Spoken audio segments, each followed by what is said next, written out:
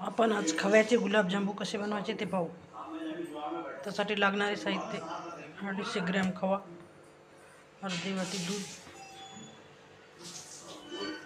अर्धी वाटी मैदा। हे सर्व मिश्रण आपण एकत्र करून त्याच्या गोळ्या बनवून घेऊ। हे आपल्या गुलाबजामुच्या गोळ्या तयार झाल्या आहेत। आपण आता ह्या गोळ्या तळून घेऊ।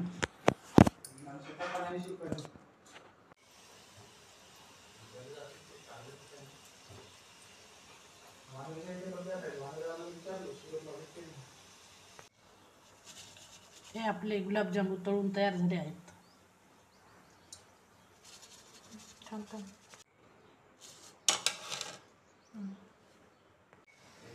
आपले गुलाबजामुन आपण आता चाचणीमध्ये टाकून घेऊ।